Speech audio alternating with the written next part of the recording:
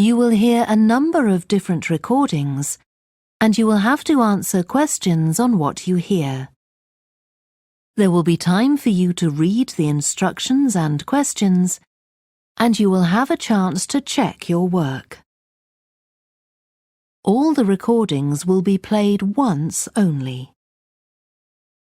The test is in 4 sections.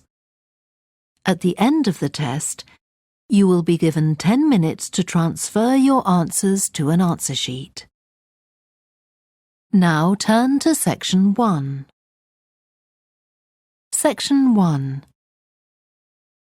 You will hear a woman telephoning for information about a festival. First, you have some time to look at questions 1 to 7.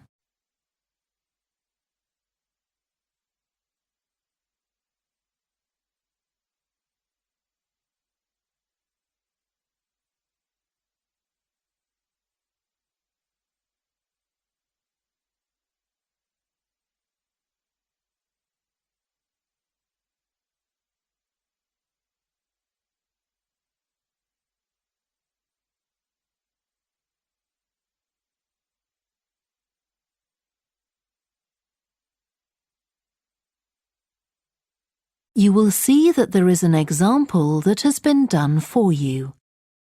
On this occasion only, the conversation relating to this will be played first. Good morning, Stretton Festival box office. How can I help you? Oh, hello. My family and I are on holiday in the area, and we've seen some posters about the festival this week. Could you tell me about some of the events, please? Of course. First of all, are there still tickets available for the jazz band on Saturday? There are, but only £15. The £12 seats have all been sold. The man says that tickets are available for £15, so 15 has been written in the space. Now we shall begin. You should answer the questions as you listen because you will not hear the recording a second time. Listen carefully and answer questions 1 to 7. Good morning, Stretton Festival box office. How can I help you? Oh, hello. My family and I are on holiday in the area, and we've seen some posters about the festival this week. Could you tell me about some of the events, please? Of course. First of all, are there still tickets available for the jazz band on Saturday? There are, but only £15. The £12 seats have all been sold. OK, and the venue is the school, isn't it? Yes, that's right. The secondary school. Make sure you don't go to the primary school by mistake. And there's an additional performer who isn't mentioned on the posters. Carolyn Hart is going to play with the band. Oh, I think I've heard her on the radio. Doesn't she play the oboe or flute or something? Yes, the flute. She usually plays with symphony orchestras, and apparently this is her first time with a jazz band. Well, I'd certainly like to hear her. Then the next thing I want to ask about is the duck races. I saw a poster beside a river. What are they exactly? Well, you buy a yellow plastic duck, or as many as you like. They're £1 each. And you write your name on each one. There'll be several races, depending on the number of ducks taking part. And John Stevens, a champion swimmer who lives locally, is going to start the races. All the ducks will be launched into the river at the back of the cinema. Then they'll float along the river for 500 metres, as far as the railway bridge. And are there any prizes? Yes. The first duck in each race to arrive at the finishing line wins its owner free tickets for the concert on the last night of the festival. You said you can buy a duck. I'm sure my children will both want one. They're on sale at a stall in the market. You can't miss it. It's got an enormous sign showing a couple of ducks. OK, I'll go there this afternoon. I remember walking past there yesterday. Now, could you tell me something about the flower show, please?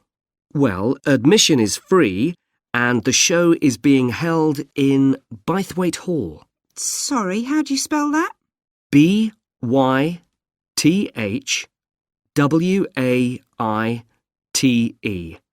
Bythwaite. Is it easy to find? I'm not very familiar with the town yet. Oh, you won't have any problem. It's right in the centre of Stretton. It's the only old building in the town, so it's easy to recognise. I know it. I presume it's open all day. Yes, but if you'd like to see the prizes being awarded for the best flowers, you'll need to be there at 5 o'clock. The prizes are being given by a famous actor, Kevin Shapless. He lives nearby and gets involved in a lot of community events. Gosh, I've seen him on TV. I'll definitely go to the prize giving. Right. Before you hear the rest of the conversation, you have some time to look at questions 8 to 10.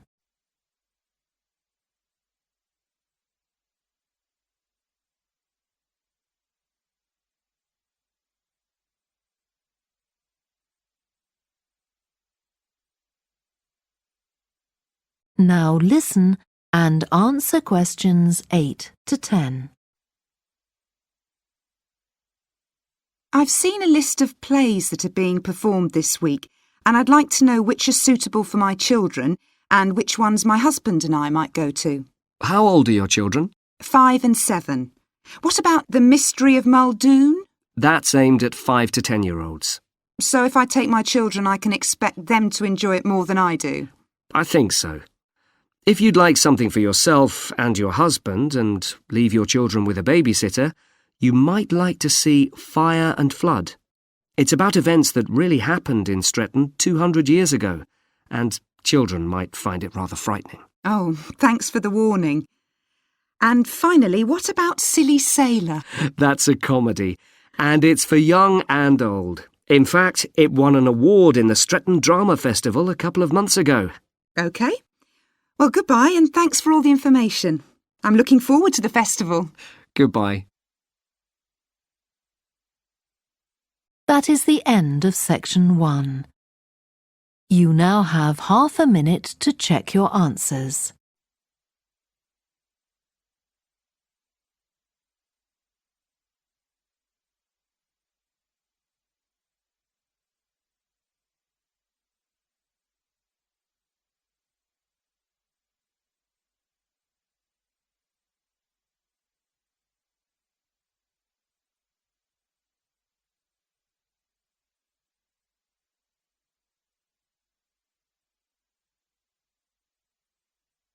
Now turn to section 2. Section 2. You will hear a guide at an art museum talking to a group of visitors. First, you have some time to look at questions 11 to 16.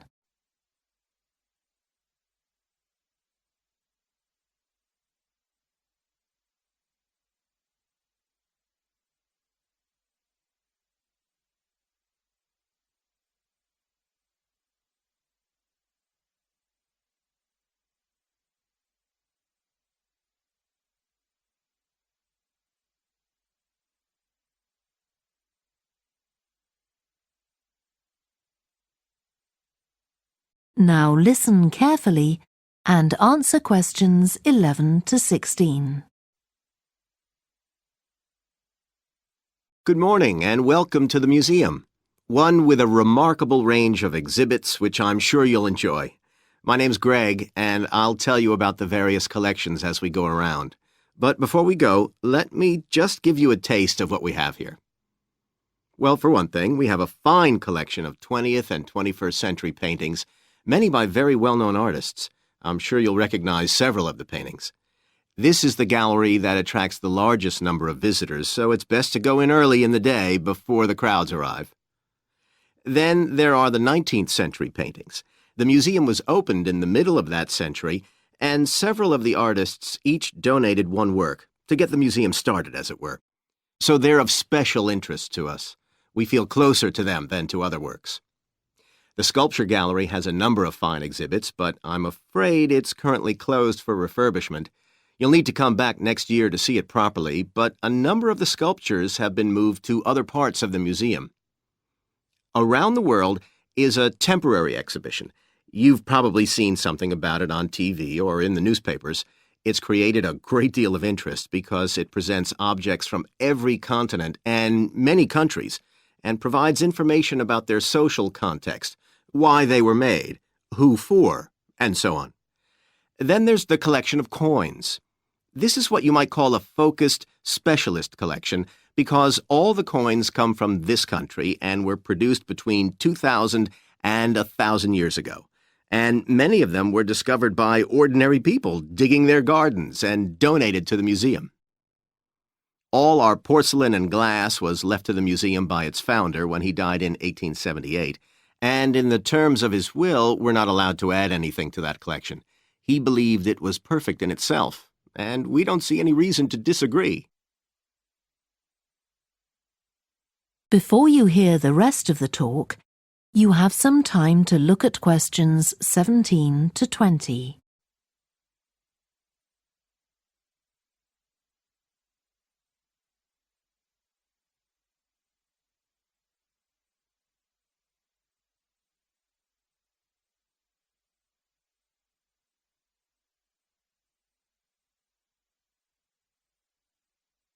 Now listen and answer questions 17 to 20.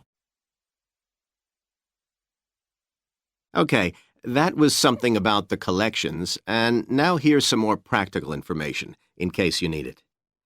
Most of the museum facilities are downstairs in the basement, so you go down the stairs here. When you reach the bottom of the stairs, you'll find yourself in a sitting area with comfortable chairs and sofas where you can have a rest before continuing your exploration of the museum. We have a very good restaurant which serves excellent food all day in a relaxing atmosphere. To reach it, when you get to the bottom of the stairs, go straight ahead to the far side of the sitting area, then turn right into the corridor. You'll see the door of the restaurant facing you. If you just want a snack or if you'd like to eat somewhere with facilities for children, we also have a cafe. When you reach the bottom of the stairs, you'll need to go straight ahead, turn right into the corridor, and the cafe is immediately on the right.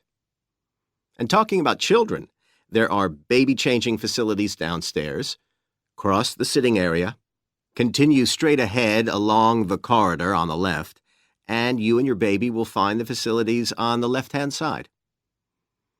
The cloakroom, where you should leave coats, umbrellas, and any large bags, is on the left-hand side of the sitting area. It's through the last door before you come to the corridor. There are toilets on every floor, but in the basement, they're the first rooms on the left when you get down there. Okay, now if you've got anything to leave in the cloakroom, please do that now, and then we'll start our tour. That is the end of section 2. You now have half a minute to check your answers.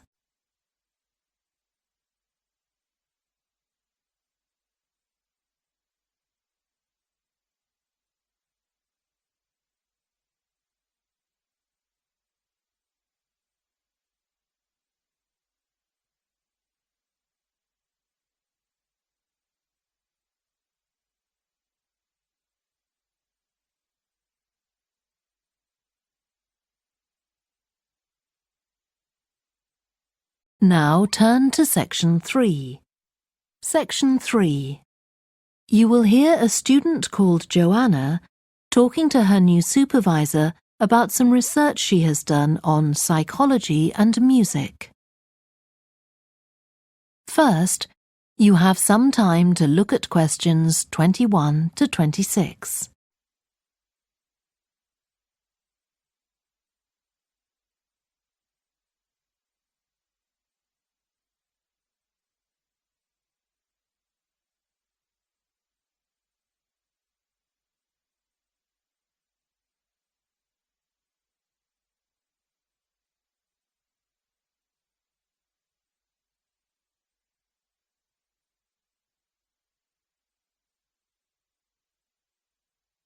Now listen carefully and answer questions 21 to 26. Hi, Joanna. Good to meet you. Now, before we discuss your new research project, I'd like to hear something about the psychology study you did last year for your master's degree. So, how did you choose your subjects for that? Well, I had 6 subjects, all professional musicians and all female. 3 were violinists, and there was also a cello player and a pianist and a flute player. They were all very highly regarded in the music world, and they'd done quite extensive tours in different continents, and quite a few had won prizes and competitions as well. And they were quite young, weren't they? Yes, between 25 and 29. The mean was 27.8. I wasn't specifically looking for artists who'd produced recordings, but this is something that's just taken for granted these days, and they all had. Right. Now, you collected your data through telephone interviews, didn't you? Yes.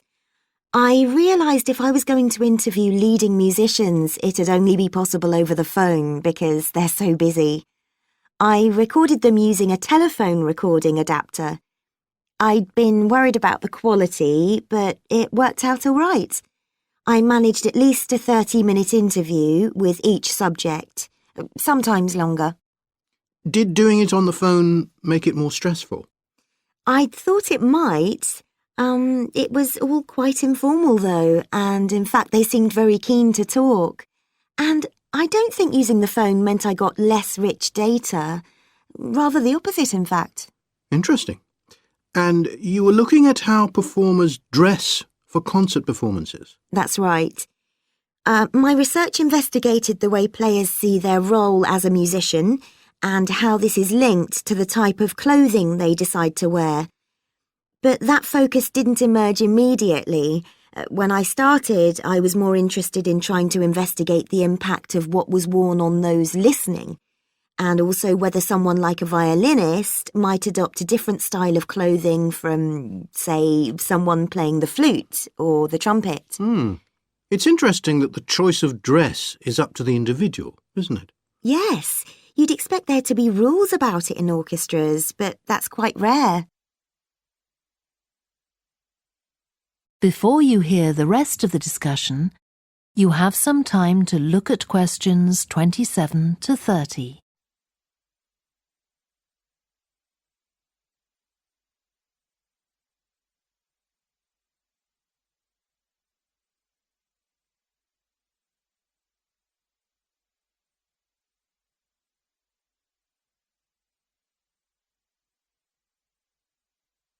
Now listen and answer questions 27 to 30. You only had women performers in your study. Was that because male musicians are less worried about fashion? I think a lot of the men are very much influenced by fashion, but in social terms, the choices they have are more limited. They'd really upset audiences if they strayed away from quite narrow boundaries. Now, popular music has quite different expectations. Did you read Mike Frost's article about the dress of women performers in popular music? No. Well, he points out that a lot of female singers and musicians in popular music tend to dress down in performances and wear less feminine clothes, like jeans instead of skirts. And he suggests this is because otherwise they'd just be discounted as trivial. But you could argue they're just wearing what's practical. I mean, a pop music concert is usually a pretty energetic affair. Yes, he doesn't make that point, but I think you're probably right. I was interested by the effect of the audience at a musical performance when it came to the choice of dress. The subjects I interviewed felt this was really important. It's all to do with what we understand by performance as a public event. They believed the audience had certain expectations, and it was up to them as performers to fulfil these expectations, to show a kind of esteem. They weren't afraid of looking as if they'd made an effort to look good. I think in the past, the audience would have had those expectations of one another too, but that's not really the case now. Not in the UK, anyway. No. And I also got interested in what sports scientists are doing too with regard to clothing. Musicians are quite vulnerable physically, aren't they? Because the movements they carry out are very intensive and repetitive. So I'd imagine some features of sports clothing could safeguard the players from the potentially dangerous effects of this sort of thing. Yes, but musicians don't really consider it. They avoid clothing that obviously restricts their movements, but that's as far as they go. Anyway, coming back to your own research, do you have any idea where you're going from here? I was thinking of doing a study using an audience, including... That is the end of section 3. You now have half a minute to check your answers.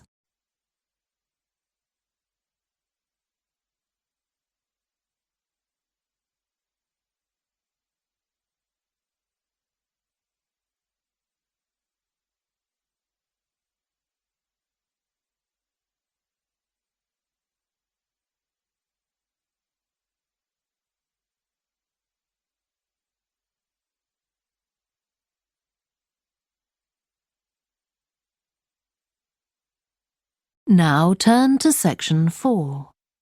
Section 4. You will hear part of a lecture about a way of reducing the amount of carbon dioxide in the atmosphere. First, you have some time to look at questions 31 to 40.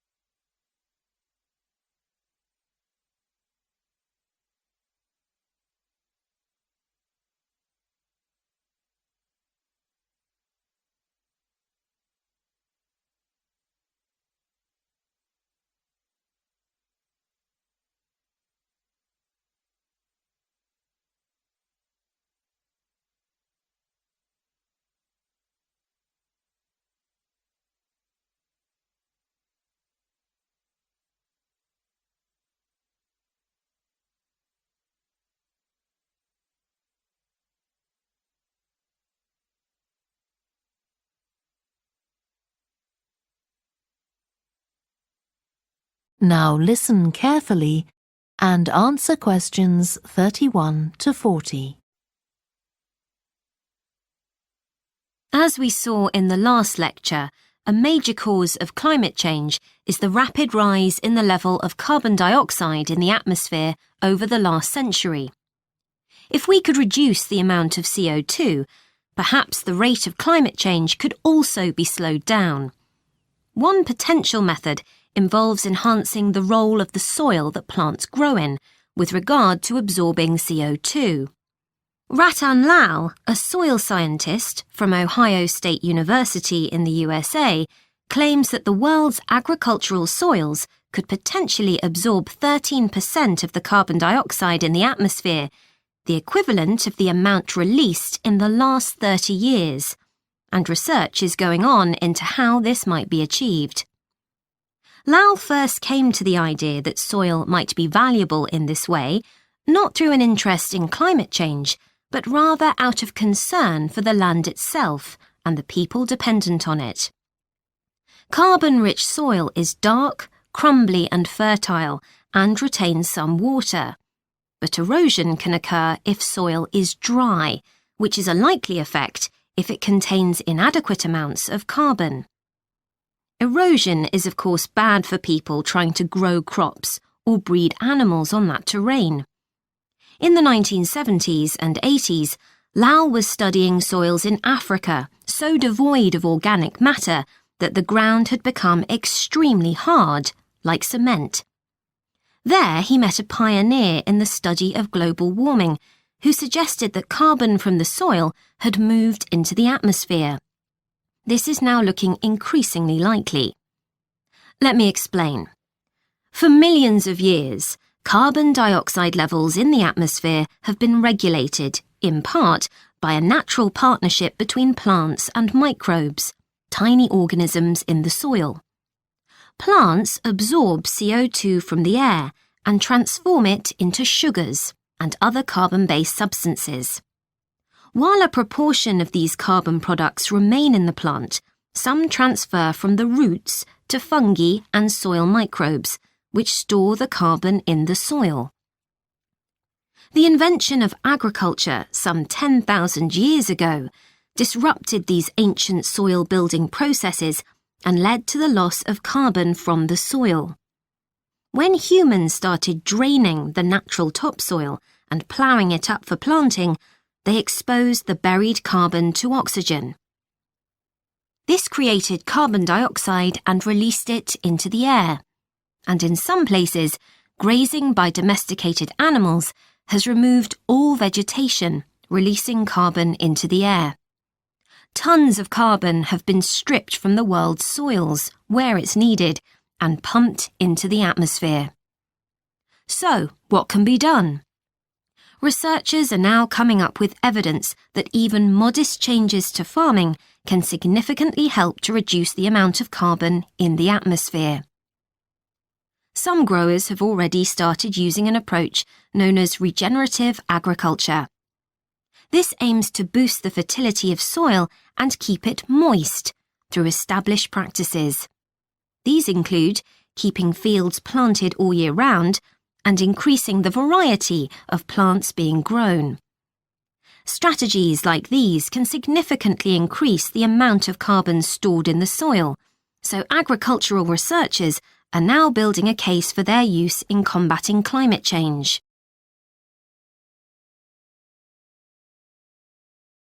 One American investigation into the potential for storing CO2 on agricultural lands is taking place in California. Soil scientist Wendy Silver of the University of California, Berkeley, is conducting a first-of-its-kind study on a large cattle farm in the state. She and her students are testing the effects on carbon storage of the compost that is created from waste, both agricultural, including manure and corn stalks, and waste produced in gardens, such as leaves, branches, and lawn trimmings.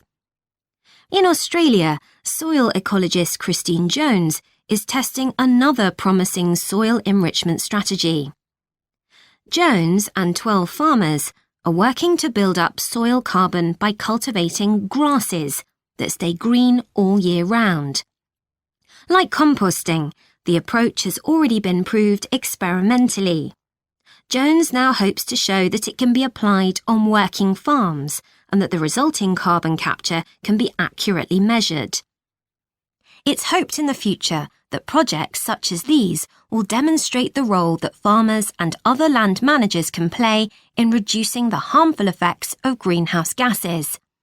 For example, in countries like the United States, where most farming operations use large applications of fertilizer, changing such long-standing habits will require a change of system. Ratan Lal argues that farmers should receive payment, not just for the corn or beef they produce, but also for the carbon they can store in their soil. Another study being carried out. That is the end of section 4. You now have half a minute to check your answers.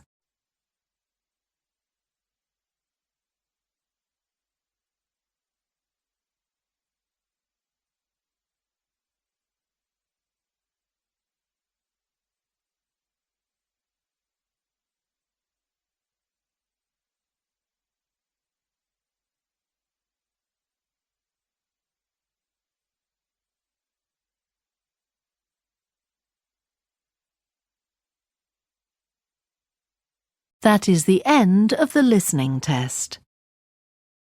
You now have 10 minutes to transfer your answers to the answer sheet. Please stop writing and wait for your question booklet to be collected.